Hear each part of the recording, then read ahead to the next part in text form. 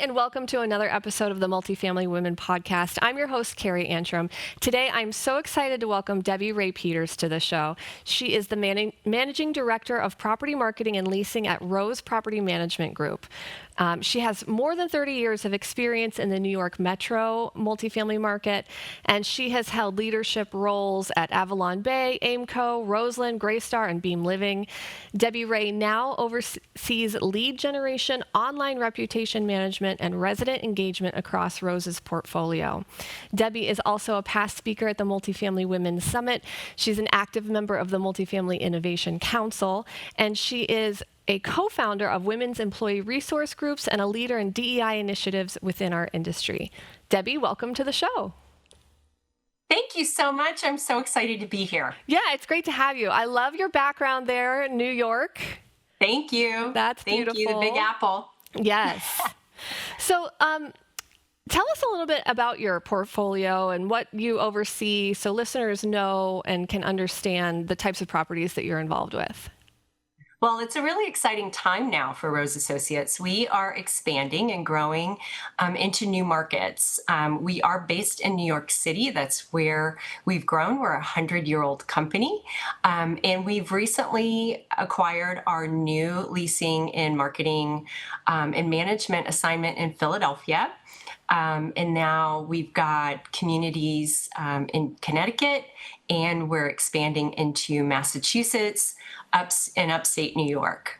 Wow, that's a lot. All throughout the Northeast. Yeah, that's amazing. I bet that's really exciting and very busy. It's super exciting and lots of opportunities to get into new markets and hire new team members and get them excited about the company. Yeah. What does your role specifically look like day to day? Like, what is a typical day for Debbie Rae? You know, I don't have a typical day. Okay, I love that. Happens with most people within multifamily, right? Right. So, I also oversee the corporate marketing. So I'm in the process of building a new website. I handle all the corporate social media channels and messaging. I work closely with Amy, our CEO. But I also work really close with what I like to call my marketing superheroes on the team to make sure that all of the property marketing is working. We're driving qualified leads and then work with them on the transitions into our new markets to make sure that all of the marketing tech is set up, that we have all of the correct marketing materials and collateral for them, and setting up all of the advertising. So each day looks a little different all the time. Are you traveling a lot? Like, are you going to the different properties, or do you do it all from where you are? I will be traveling out because I love to inspect what I expect and see all the properties. And so right now, primarily all of the marketing tech is being set up from the corporate office. And then I do have my team members who also go out and visit the properties and make sure everything is set up all right and to meet the team members. Yeah. What in this whole process with all this growth and scaling, what energizes you the most? Like, what do you get most excited and passionate about? I love expansion. I love the growth. I love meeting new people. I love going into new markets. And I just love bragging about, Rose and our history and our culture and, everything that we have to offer. And especially with the growth, there are growth opportunities within the organization. So being able to reinforce that message. And then with different opportunities as far as leadership trainings or learning and development teams. And I work closely with a lot of the teams within the organization. So it's really fun to brag about all of them too. Yeah, absolutely. Now, I mentioned in your intro, you've spoken at the Multifamily Women's Summit before. Mm-hmm. I have. And you're active in the Innovation Council. We love to see you at all the meetings. Why do you think it's so important to stay connected to other female leaders in the industry? Because that's what we're doing through the summits and the council. We're all staying connected. I think it's really important because we all have different experiences, but we also have shared experiences. And I think it's really important because I think us as women, we tend to think we're the only ones going through a certain situation or an opportunity. And it's really nice to hear and be validated when someone else is experiencing the same thing. It's also really, really encouraging when you are struggling with with an issue or going through an opportunity and reaching out to your network of women and getting advice, or getting encouragement, or, even just, you go girl, keep going. I think it's really important. And, they're very powerful and empowering relationships because they stretch nationwide. Yeah, absolutely. That's something I hear consistently after the Women's Summit. Attendees will come out of it and be like, listen, I had no idea that this CEO of this huge company had the same struggles that I'm facing right now. And it's great to hear how she made it through and, the strategies and things that they can take back immediately. Yes. Absolutely. And it's interesting to hear their journeys and where they started. Yeah. And, not everyone, and I don't think anyone actually really started at the top. We all had a different position within different organizations, and we've gone through different organizations and had different experiences. And I think that's where coming together and networking and keeping in touch really makes the network strong, and it's like a circle of trust. Right. Yeah, absolutely. So you obviously you love marketing, you're passionate about it. And you mentioned like not many of us just started right at the top, right? We had to work our way up. When did you know that this career path, like this was it for you? This is what you love. This is what you want to do. And did your career kind of go all different crazy ways, or did you kind of know from the beginning? No, it went all crazy, different directions, ways, just like a roller coaster. Yeah. And I initially started leasing apartments with my mom. I keep saying I've learned from the best. Yeah. My mom taught me how to lease apartments at a 55 and older apartment community. And, I learned from there. I always said that I wasn't going to stay in the industry. I was going to become an engineer. I was going to build buildings. And that was my passion. And I ended up falling in love with people and helping them find homes. It turned into a passion of mine. And that passion grew where I was able to leverage it and travel to different properties and go to lease ups and, acquire, go with the company to acquire new properties or transition them in or out. And travel around the country doing it. It definitely grew on me. And super excited to be here. I've had various positions where I've changed companies and had, different positions, whether it was lateral or whether it might have been, a step below where I was originally. I've been laid off due to a reorganization with a company. And I think every time that happens, it's just redirection. It's just, showing that there's other opportunities out there for me that, I need to, leverage and grow with.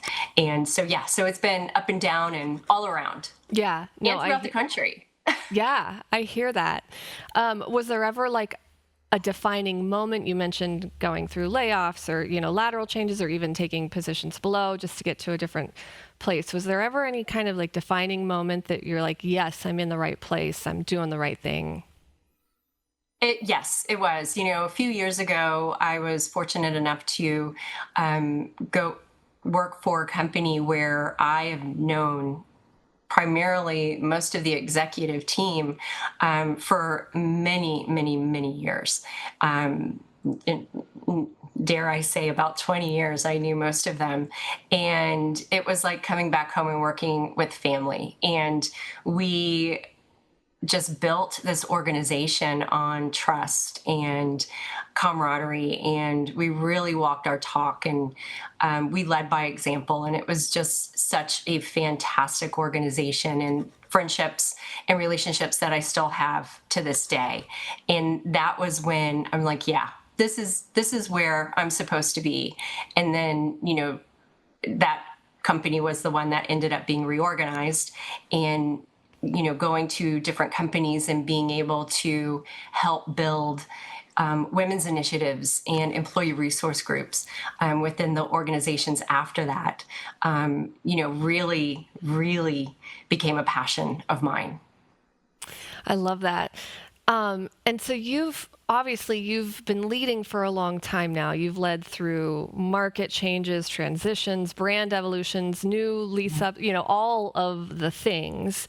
What in those moments where things are changing and maybe uncertain for everybody, and especially those that you're leading, what does strong leadership look like to you in those moments? It's interesting because there is a lot of change, and there are so many opportunities where you react to things because there's so much happening. And there's, one thing that my mom would say, she's like, you know what? Step back for a second. Just look at the situation. Don't react and think about it. You don't have to, have an answer right now.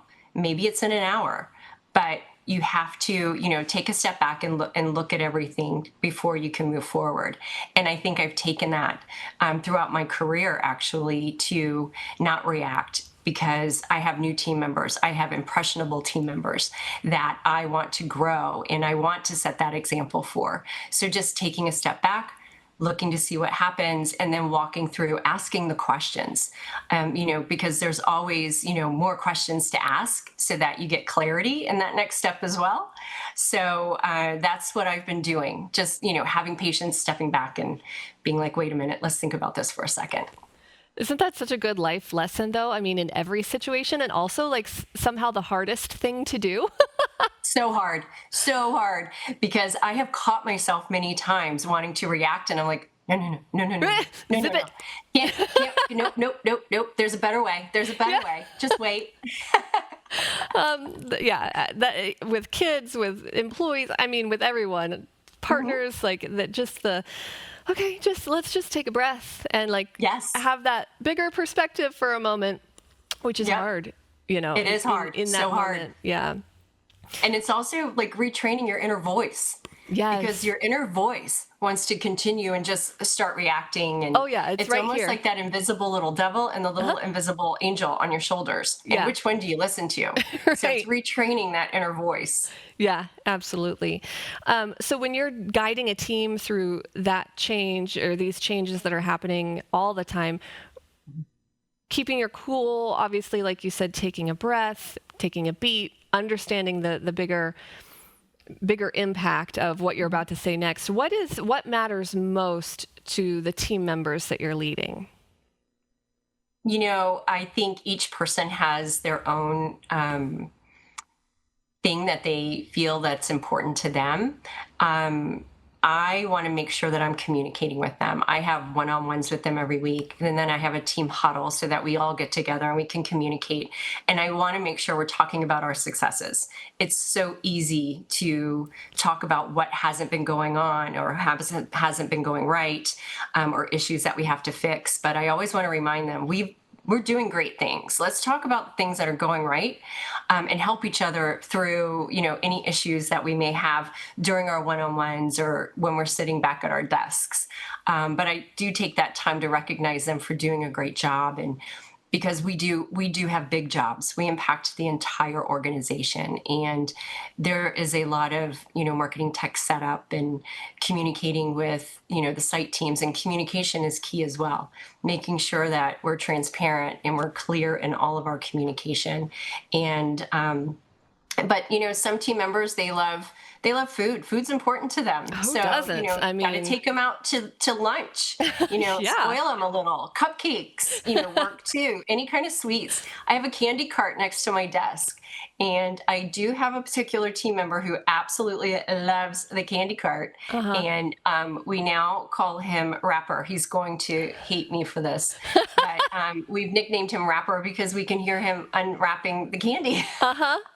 I don't know how But he you loves function. How do you function with a candy cart next to your desk? That would be danger zone for me. I don't eat a lot of it, but I love the fact that I have it, because Yeah. people come over and talk all the time. Like Yeah. they come over, they want a nice little sweet treat. Yeah. And I make sure that I have it there for them. I keep it stocked. I love that. I love that. That's great. Oh, can I come work in your office? Absolutely. Absolutely. I have a disco ball too. Oh my, well, so do I. Oh my gosh. Okay, well then, I don't know how much work we would actually get done though. That would be the problem. We'd still work. Okay. All right. So on the marketing side, from your perspective, what differentiates like really strong marketing that's going to make you stand out from just the average, what, maybe everybody's seeing or doing? I think it's the strategy, and we really work closely with our revenue management because we need to understand how our apartments are being priced, and someone who is going to rent a $36,000 a month apartment versus one who's going to rent a $2,500 a month apartment are two different, demographics, two different customers. So we need to make sure that our digital strategy is attracting the right customer to the right product. And I think we really work hard and work really well partnering with our digital agencies to ensure we're doing that, because we've seen year over year that our lead to lease conversion has increased just based on the fact that we're driving more qualified leads. There may not be as many as there were in previous years, but the ones that are coming in are more qualified. So we do work really closely with revenue management, but also with the site teams and communicating with them, hearing what customers are saying when they come in, what are they liking about the ads that they're seeing, how did they search for us, and that helps us understand how we need to tweak or adjust our marketing efforts. Yeah, and lead gen has evolved so much, Yeah. throughout the years. What are you seeing right now in the market? Like what's working? You know what? We are finding that, the chatbots, the AI lead nurturing, those are really working well. Because the customer is experiencing, immediate satisfaction or immediate results from Yeah. questions that they have.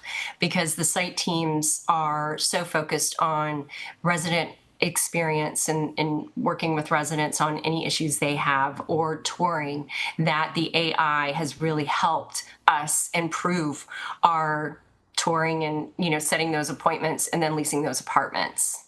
Yeah, they're getting that instant gratification, right? They can ask a Correct. question, get an answer, or they can schedule a tour and it's like done. I mean, I'm a proponent. I love that, being able to Yeah, just get stuff done quickly without having to exactly. pick up a phone. Exactly.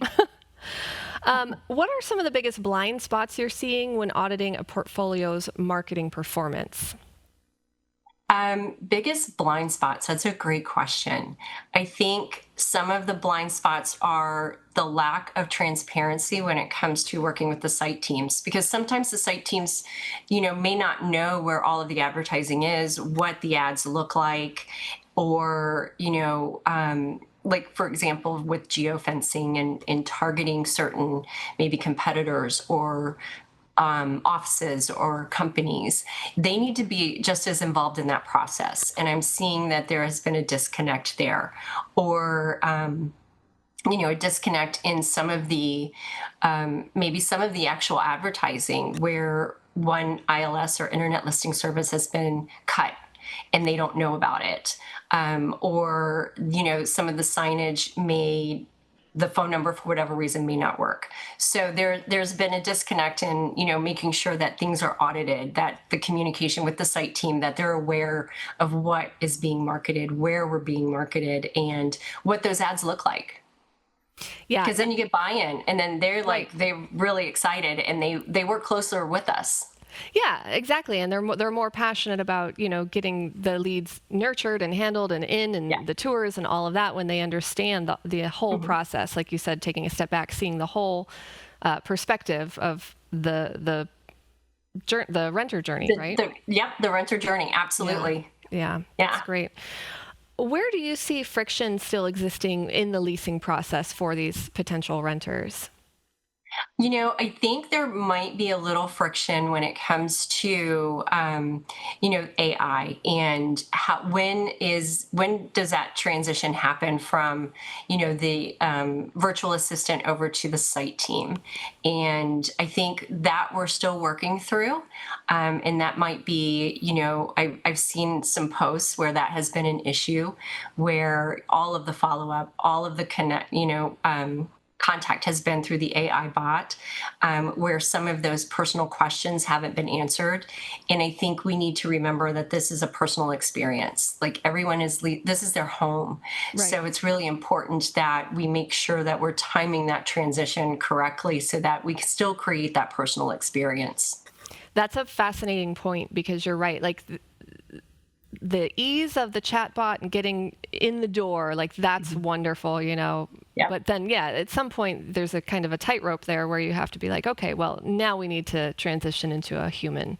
The exactly. leasing agent needs to answer these deeper Right. questions or whatever. Exactly. And Yeah. treating that AI or virtual assistant as a team member Right. so that when it, in our teaching our leasing teams that it is a team member. So making sure that they are also monitoring what's happening, Yeah. with the virtual assistant so that when that customer does come over to speak to them directly, they know everything that has gone on. And I think giving them the tools to actually do that makes that transition much smoother. Yeah. Now, when you see marketing trends, and obviously you've been in the industry for a while, when you see them come and go, how do you know, or do you know when there's a trend worth following or jumping on? Again, we work really closely with our digital agencies and they help Okay. us with this. Hmm. We're getting feedback all the time, whether it's, from our digital agencies, whether it is from, social media influencers or whether it's from our site teams, what they're seeing, but also, just from our industry colleagues and what they're seeing, because we like to keep in touch, with a lot of our colleagues, with different companies. So we definitely keep in touch that way. And, video is big. And at one point it was all the virtual tours, that was big. So we like to keep on top. That's how we keep in touch with, what the trends are doing. And sometimes we have a little fun with it. I love that. I think that shows personality and culture really well when you're able to have fun with it. Yeah, absolutely. Absolutely. Are you tapping into your on-site teams at all to help with marketing? Are they, brand ambassadors or doing any influencing, things like that? Absolutely. We always are, we pretty much talk to our teams at least once a month, if not, on a weekly basis. And we tell them, you're our marketing experts. We want to listen to you. We want to hear from you. You're the one on, boots on the ground and hearing what the customers and, our residents are saying, what's important to them and how can we help you and support you so that, the experience from that lead coming in to the resident experience is all like a seamless journey, a happy journey that, these folks want to stay with us. Yeah, we get so much information from some of our employees who are renters and our friends who go through the process and they're like, "Oh man, this was great," or "This was like a nightmare," and it's Mhm. just interesting to see the different experiences people have in the It is. And we process. also like to go through and do our audits. So Hmm. we'll go from a lead and submit a lead form, submit an appointment, and we want to see what that experience is like. And every Hmm. once in a while, we'll pick a property and we'll do that Hmm. and go through the application process and how Yeah. that is working, just so that we know and we can actually speak to that. And if there's any glitches, we can go ahead and be proactive and take care of it. Yeah, I think that is very smart. I want to talk to you about the initiatives that you lead at Rose Associates because I know that that's a big part of your day and how you're building culture. Can you tell us more about that? Yes, Belonging at Rose. We have a collection of employee resource groups that are completely, team member driven, and we have planning committees. We have executive sponsors, and there are 7 ERGs currently within Rose Associates, and I am a co-sponsor of Being Women of Rose, which is our women's initiative. Being Women is what I lovingly call our beehive. And super excited that March is Women's History Month. So Yes. lots of activities planned for that. We have Impactful Hands, which I am a co-sponsor of as well. And that is a group of people who we give back to our communities. And we partner with various organizations within each neighborhood to give back to our communities. And we also get our residents involved. We have Melanated, which is for all of our team members and their allies, people of color. We have our Unidos, which is our Latino organization and their allies. We have Embrace, which is our LGBTQ plus community. And then we have Napa, which just recently had an amazing event with Lunar New Year. So it's a network of Asian Pacific Americans. And we have Caring Together, which is our group that supports team members who are balancing taking care of loved ones along with work, and they have a ton of resources that help our team members through that as well. I think I named them all. That is unbelievable. Yeah. That's amazing. It is. And we have seen that through the programming and the messaging from all of these phenomenal groups that our employment survey scores have gone up. They feel like they belong, that there's networking events, for them where they can get to know their colleagues and interesting ways to learn about different cultures or different, resources that they may need. We have an offshore team as well that we like to also include. So we're always providing a Zoom link so they can attend virtually. So we've had them attend as well, especially, whether it's for an ERG event or even our company events, whether it's our town halls or our Rockstar Awards. So it's been amazing to be able to do. And I just love it. I love including everyone. I love that it has such a powerful impact on the company. Yeah, something I learned early in my career through the Best Places to Work multifamily program, which you guys ranked recently, congratulations on that. Yay, thank you. Is the amount of good work that these apartment communities are doing in the neighborhood for the residents, for the world in general. And that's not something that's on billboards or that you see in movies. It's the landlords are always like the bad guys or whatever, but you don't see how much amazing work is happening in our communities through property management companies doing all of these things. And you mentioned that as one of your initiatives. And that was an eye-opening thing for me when I first started. And I just love it. I applaud that. And I see that every year through the Best Places to Work in multifamily, because those are the companies that are doing these things and having these ERGs and just making the culture somewhere that people want to stay and win and thrive, Exactly. And where people can make a difference. Yes. And, it was so powerful over the holidays. We had our season of giving, and each month we partnered with a different organization where we donated food, or we donated coats, or the toy drive. And this year's numbers well exceeded previous years. So each year, there's more participation, there's more awareness, and the team members get really excited for it, and they prepare for it, and the properties participate. So it is amazing. I love it. I love it. It's just something I love to do, something I love to brag about. As well you should. I mean, here's the platform. Like, you absolutely should brag about that. That's wonderful. I love that. What has your experience as a woman building a long career in this space, what has that been like? And how are you mentoring or, modeling this for future leaders? There's definitely been challenges, as we've all had. And I think what I've done, again, with my mom and even my dad, how can you take that issue, or how can you take that challenge and turn it around into a positive? So I always think of it as though if I was in that position, how would I react? How would I support this person?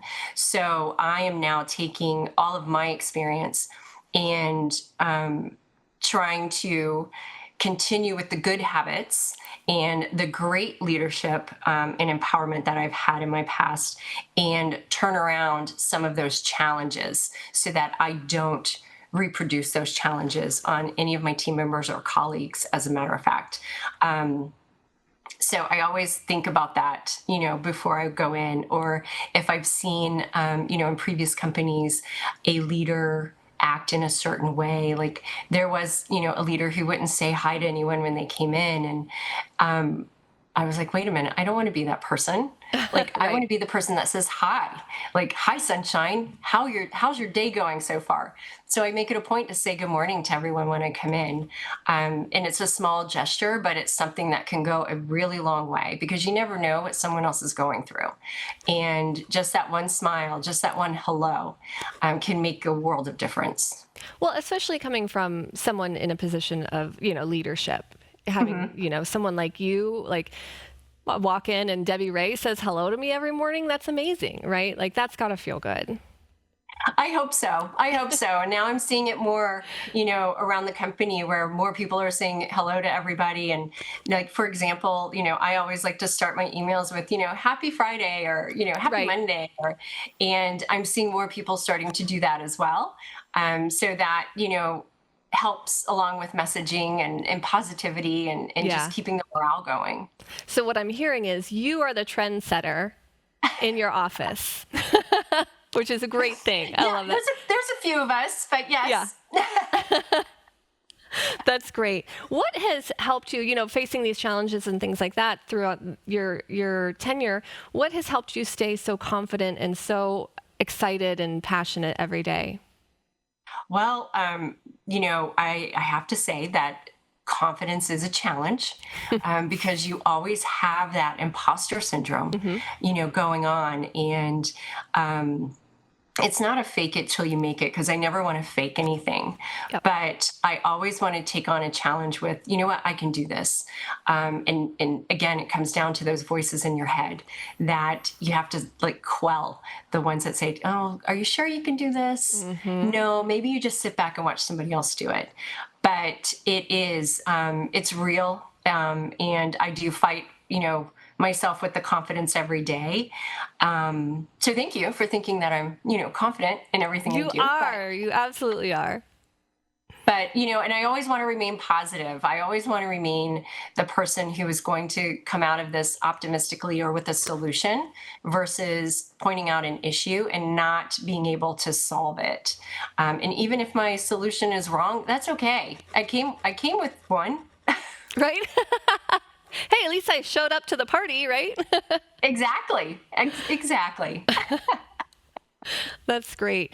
What advice would you give to women who are thinking about big decisions? You've had different companies you've worked for. You've had to make some big decisions, as you mentioned previously in the episode. Do you have any advice for people facing that right now? And I heard this from a celebrity recently, and she said, you know what? I look at my 85-year-old self, and what would she say, if she were to look back on her life? And a lot of times people are like, I wish I had done this. I wish I had done that. And I look at it now like, you know what? I'm going to do it. What's the worst that can happen?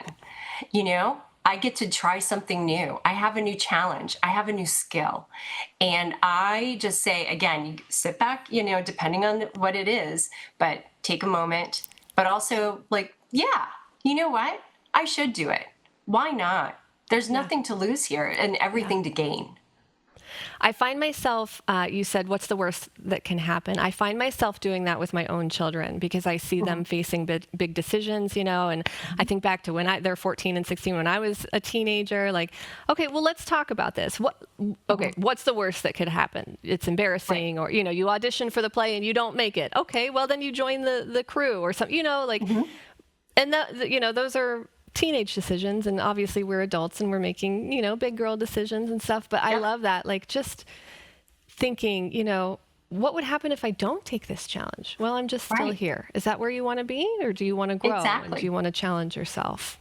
Exactly. And there's nothing wrong with when big decisions come about, being a little vulnerable and reaching out Hmm. to your network of friends and saying, "Hey, I have this. What do you think? Can you give Yeah. me some advice? Have you gone through it before?" Right. But in the end, it's, go for it.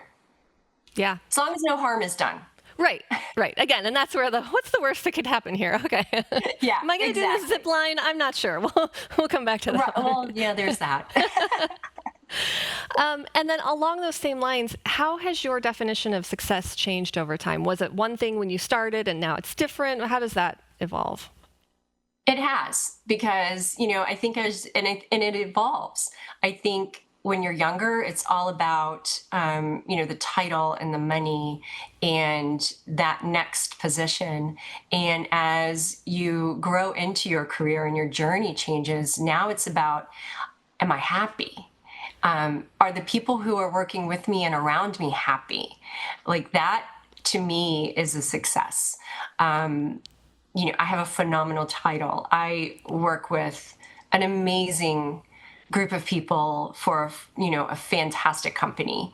And, I literally the other day getting on the ferry right after the blizzard, I was on the ferry and I'm like, you know what? I get to come in to work every day. I get to come into the city and, go to work. And I think that, it's really important to change that mindset and to really, look at it optimistically and just, yeah. Yeah, I love that. As an Arizona girly, you're speaking a foreign language to me when you say things Sorry. like blizzards and ferries, but I love it. We don't have those things. Yes, yes. I think I have the best commute ever because I get to float on a boat across the Hudson River, into the city to get to work. Yeah, So, yeah, it's, leadership and the mentality of it does change as you go through your career and through that journey. But yeah, I think most of all being happy, and then just, what's your passion? Like, what is it that you're passionate about? And can you work towards that? Because we all have talents, we all have skills, but are you passionate about yeah. it? Yeah, and are you going home at the end of the day feeling like, yes, I accomplished something, or, I made a difference, I made an impact, like you said, for your employees who are doing all these amazing things. Like Mhm. they get to go home and be like, yeah, I did some pretty cool stuff today. Yeah, I helped exactly. the world. Exactly. And making sure that, my team members get to go home and say, hey, they're proud of the work that they've done for the day and they're happy and they want to come back. Yeah, yeah, that's a great feeling, I'm sure, when they want to Right, come back. exactly. I'm Yes. like, yeah, my team's back. Yeah. What are you absolutely the most proud of? Ooh. Um, You know what? There's so many things to be proud of. I am proud of where I am today. I'm proud of the group of friends and the network of girlfriends that I have. It makes such a difference. I'm proud of, just, yeah, like everything I am right now. I was not this person when I was younger. I was shy. I would not be speaking on a podcast. I would not be in the position I was in. But I just kept going. Yeah. And, I had, my mom continuing to encourage me, and, my dad with, those little notes of positivity, and that kept me going. So I am extremely proud of, where I am right now. Yeah, that's great. And what's next for you? What are you excited about on the horizon? Our growth, because I just think that it speaks volumes to our organization and what we're able to accomplish. I'm excited about the Women's Summit coming up. That's just going to be so much fun, and me and five of my Rose Associates colleagues get to attend. And I'm excited about, my birthday is just a week before that, so Okay, get to go, another trip around the globe. that's right. So Yeah, and just be grateful. I'm grateful every day for something, Yeah. and just the different, opportunities that I'm able, like even speaking to people on the street, Hmm. and saying hi, or complimenting someone. Um, yeah, just all of the things. Yeah, that's great. Um, okay, so listen, we're coming up on the end of our time, but for leaders listening who want to improve their marketing strategy and resident engagement, or they just want to connect with you because you're such a positive force in the world, what is something they should be thinking about? How best can they reach you? Oh, they can reach me on LinkedIn. Okay. They can reach me through our company website. Okay. They can reach me through email, which we could provide them as well, Okay. or phone number. Like any way they would like to reach me. I am more than happy to set up time to chat or email or respond back. And yeah, anytime. Okay. And that is something I appreciate you saying that and being open and willing because this is a podcast that's going to go everywhere to the whole world. So get Woohoo! ready. Yeah, absolutely, absolutely. Even on Instagram, like social media, wherever. Yes, I Um, do follow you on Instagram and you post the best stuff on your stories. You find the cutest memes. I love them. I find some fun memes. Yeah.